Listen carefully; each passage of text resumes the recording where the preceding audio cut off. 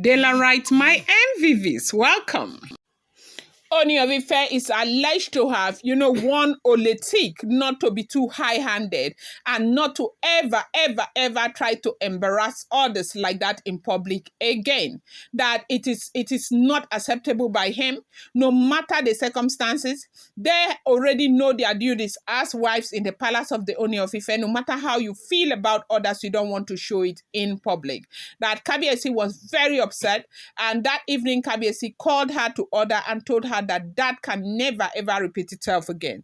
Now, what is this about? I don't know if you people watched the video of the things that transpired in the palace yesterday while they were doing that rededication into the royal family of those children. Now, for those of you who watched, maybe, just maybe, you saw that happened. Now, there was a time that Oletik was standing while they were praying, they were performing the ritual. Oletik was carrying the child. I think the Oletik was carrying the boy child. And she was standing, actually. And there were not two. The other woman was not even standing. Or maybe the woman was there. I didn't see her, but it was only Oletik that was standing there. Now, the boy child, that boy was kind of forcing, like, you know how children can do their wahala now over nothing, okay? Maybe the boy was uncomfortable. So she was trying to adjust the child, okay? And trying to adjust. Then at some point, the boy sprang up. You know how children will just spring. You have to hold them firm. If not, they can fall from your hand.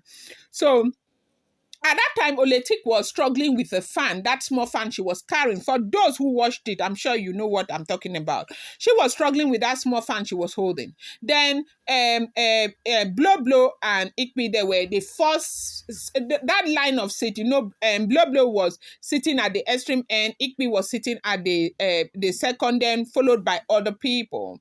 Dr. Elizabeth was sitting at, I think, the second to the last at the other end, wearing that her bluish something that has blue.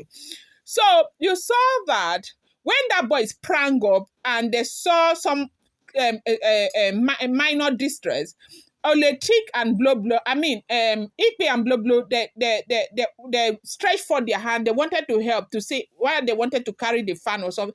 Oletik just the way the woman just ignored them and passed them, carrying the baby out because the baby had already started crying.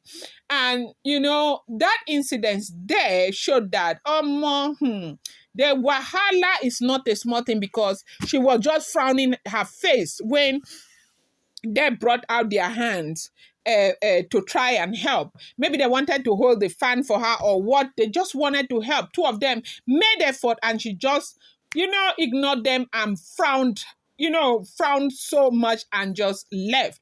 And they didn't show it there, but from what we are hearing, they said they felt really bad.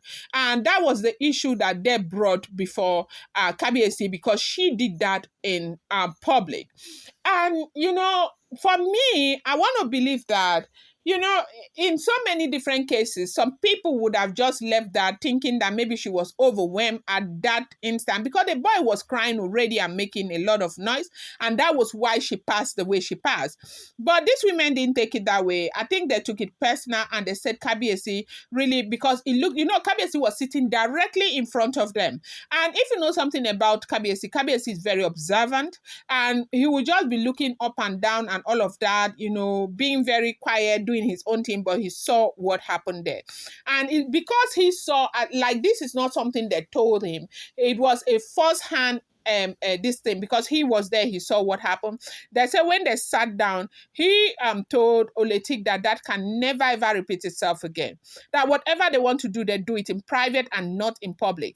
That there was no need for Oletik to have ignored others the way she did. And she was just frowning and going and all of that. And that yesterday, the Oletik was not really looking happy. If you have been with Oletik is a jolly good fellow. She's always, happy and all of that. But that yesterday, I don't know if she's overwhelmed, if whatever happened, she wasn't really looking herself like she always does, okay? She's this person that's always, she wasn't yesterday. And that's the pressure that comes with polygamy. You see, for people who think that, you can just get up one day and decide you want to be a part of a polygamous family, you need to understand that it's not a tea party affair. It's a lot of struggle. It comes with a lot of struggles, a lot of explaining. You go explain tire, no evidence, because people will not give you the time of day. Imagine one man, the Ooni of Ife, being married to all of these women. What time is he going to have to spend with other wives? What time is he going to have to spend with, with everybody? It's not easy. It's not going to be as easy as that. But of course, it's something that you have signed up for, and you have to bear the consequences of the event. They said she was crying after Kabiesi warned her, told her that that cannot happen again. And Kabiesi's anger was that it happened in public. But for me, me watching that video, if you ask me, I'm a very objective person, okay? I would have thought that maybe she was overwhelmed by the circumstances. She was overwhelmed by that event, because it's not easy. Remember, she is what do you call it? She's mother to twin. Nursing one child is hard enough, not to talk of nursing two kids.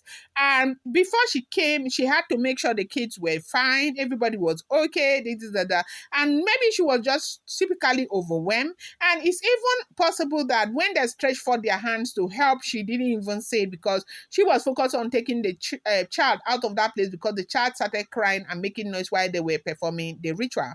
And they said when this happened, she didn't feel good at all, that she started crying when Ooni of Ife started reprimanding her.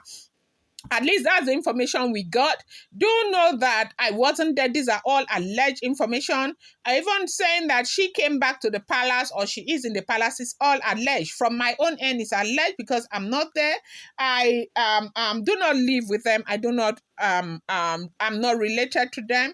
I'm just a blogger. When I get an information, I bring it, I reenact it, and I post it. But I also let you know that these are not first hand, second hand, and third hand information. And whatever you get on social media, you want to take it with a pinch of salt. Welcome back to my channel. It's your girl Dela Ram. I bring you fresh and spicy just from the sauce. It's still on the royals. How are you guys doing? I appreciate you so much. I love you a show. I do well, my people. Yet to subscribe, kindly go ahead, hit that subscribe button. Do not forget to turn on the notification bell, and do not forget to give this video a thumbs up. I appreciate each and every one of you so much.